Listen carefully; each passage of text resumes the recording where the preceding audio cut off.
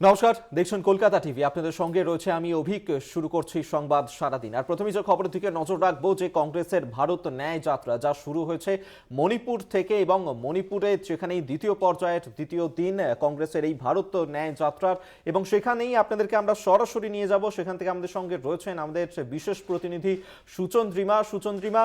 এর আগেও প্রথম পর্যায়ে আমরা যে ভিড় দেখেছিলাম এই কংগ্রেসের ভারত জোড়ো যাত্রাতে, যে বিপুল পরিমাণ মানুষ সাড়া দিয়েছিলেন, দ্বিতীয় পর্যায়ে মণিপুর থেকে সারা শুরু করেছেন কংগ্রেসের এই ভারত ন্যায় যাত্রা। কিভাবে মানুষ সাড়া দিচ্ছেন, পা মেলাচ্ছেন, সেখানে কতটা সাড়া পাচ্ছে দ্বিতীয় পর্যায়ে কংগ্রেস?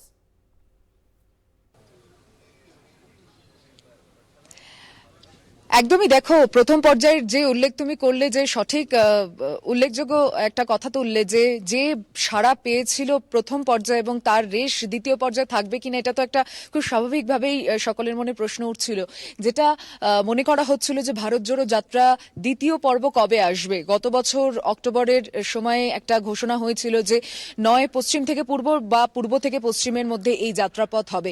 ঠিক নতুন বছরের শুরুতেই এই যে যাত্রা আবার শুরু হয়েছে, তার সঙ্গে একটা নতুন শব্দ যুক্ত করে, ভারত জোড়ো যাত্রার সঙ্গে ন্যায়কে যুক্ত করে ভারত জোড়ো ন্যায় যাত্রা রাহুল গান্ধীর নেতৃত্বে গতকাল মণিপুরের থৌবল থেকে শুরু হয়েছে। এবং এই থৌবল থেকে নাগাল্যান্ডের পথে আমরা চলে এসেছি। একদম যে জায়গায় আমি এখন দাঁড়িয়ে রয়েছি, মাও গেট, প্রায় বর্ডার আর কিছু কিলোমিটার পরে গিয়েই মণিপুর থেকে নাগাল্যান্ডে আমরা প্রবেশ করে যাব। সেখানে কোহিমাতে আজকে রাত্রিযাপন রয়েছে। ভারত জোড়ো ন্যায় যাত্রার এই কন্টেনার যা এখনো পর্যন্ত সেখানে গিয়ে উঠে পৌঁছতে পারেনি, তার মানে বোঝা যাচ্ছে যে দীর্ঘ এই যে জ্যাম, দীর্ঘ যে কন্টেনারের লাইন এখনো পর্যন্ত দাঁড়িয়ে রয়েছে, তারা কিন্তু একেবারে শেষ, যেখানে গিয়ে যাত্রা শেষ হচ্ছে আজকে বিকেল 5টার সময়, যে আর কিছু সময়ের মধ্যেই যে এন্ডিং পয়েন্ট, সেখানে মাও গেট, সেখানে থামবে।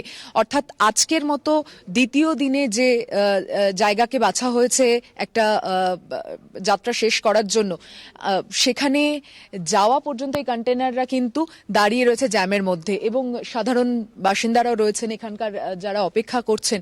সেটাই বলে দিচ্ছে যে কতটা ভিড় এবং কতটা সকাল থেকে সন্ধে গড়ানো পর্যন্ত যে ছবিটা আমরা এই যাত্রাপথে দেখেছি। প্রায় যে 140 কিলোমিটারের মতো রাস্তা, কিন্তু দীর্ঘ রাস্তার মধ্যে দিয়ে কখনো বাসে, কখনো রাস্তায় নেমেছেন রাহুল, কখনো তিনি কথা বলেছেন সাধারণ বাসিন্দাদের সঙ্গে। এবং আমরা আসার পথে যে কিছু জায়গা রেড জোনের মধ্যে পড়ে, সেখানে আমরা দাঁড়িয়েছিলাম। রেড জোনের আগে যে অংশ হচ্ছে মেইতি অংশ, এবং রেড জোনের পরের যে অংশ বর্ডার ক্রস করার পর কুকিদের অংশ।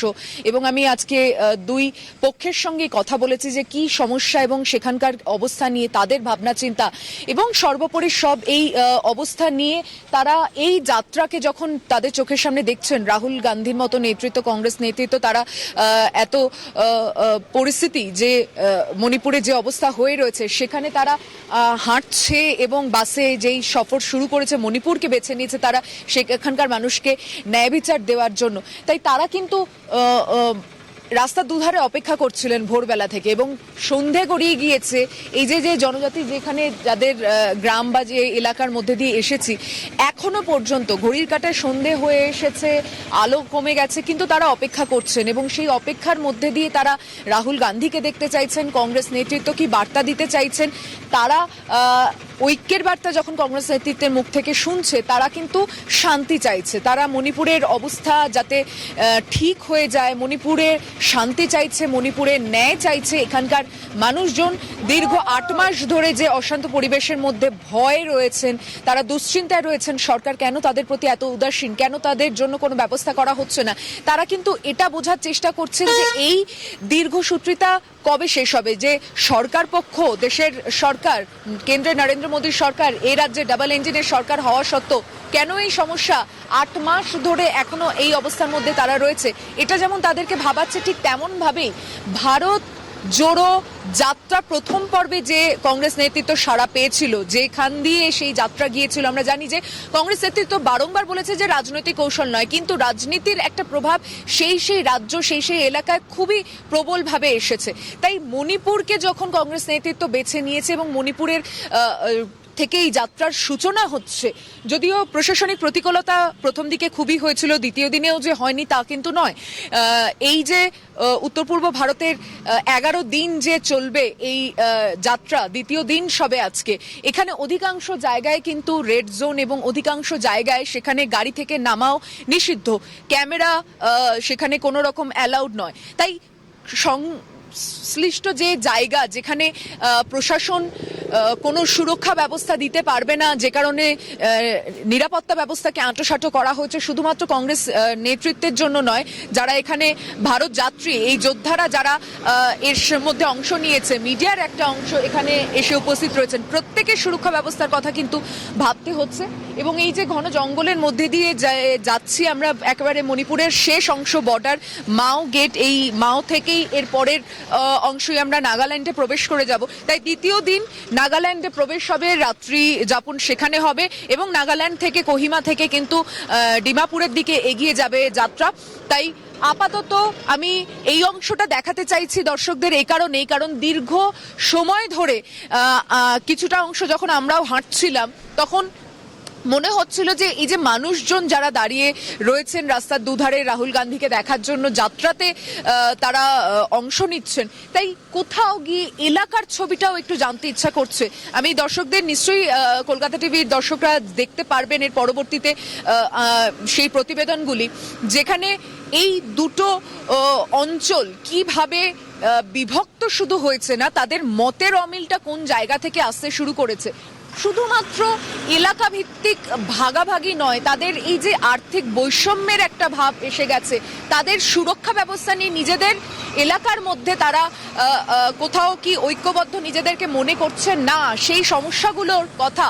এবং অবশ্যই ভাবে 8 মাস আগে যে ঘটনা ঘটেছিল তাকে ভুলতে না পারার, তার জন্য যে সরকারের উদাসীনতা তাদের প্রতি, সেই আক্ষেপ, সেই ক্ষোভ তারা কিন্তু ক্যামেরার সামনে বলছেন। এবং তারা আজকে রাহুল গান্ধী নিজেও যখন তিনি কথা বলছিলেন এলাকাবাসীদের সঙ্গে, বারংবার কিন্তু একটা কথা বলছেন যে ঐক্যের কথা।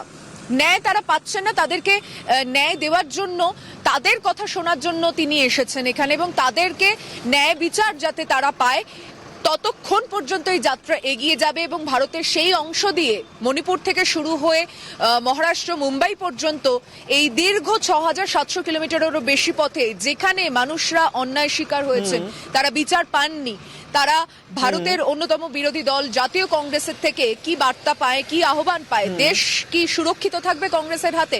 মানুষ কিন্তু, মণিপুরের মানুষ সেটাই জানতে চাইছে। যা আমি যে অংশেই দাঁড়িয়ে থাকি সেখানে কিন্তু তারা নাগাল্যান্ডের আমরা প্রবেশ করছি রাতের দিকে, সেখানকার ছবিও আমরা দেখতে পারবো। তাই কোথাও গিয়ে দ্বিধাবিভক্ত মানুষজন বা এলাকার মধ্যে ঐক্যের একটা বার্তা দেওয়ার চেষ্টা, শান্তি বজায় রাখার একটা প্রচেষ্টা এবং সর্বোপরি ন্যায় বিচার দেওয়ার জন্য কংগ্রেস কিন্তু উদ্যোগী হয়েছে। এবং দেখা যাক, দ্বিতীয় দিন সবে, আরো অনেক পথ চলা বাকি রয়েছে, সেই পথের দিকেই আমরা এগিয়ে যেতে চাই। আপাতত মাওয়ের ছবিটা এভাবেই তুলে ধরছি।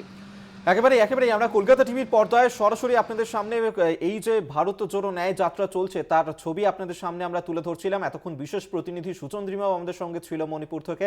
আপাতত ধন্যবাদ সুচন্দ্রিমা তোমাকে সঙ্গে থাকার জন্য। এবং মণিপুরে সেখান থেকে শুরু হয়েছে এই ভারত ন্যায় যাত্রা, 67 দিন পর্যন্ত চলবে, আজ দ্বিতীয় দিনে। এবং আগামী দিনের এই যে ভারত জোড়ো ন্যায় যাত্রা চলবে, অবশ্যই সেদিকে নজর থাকবে আমাদের।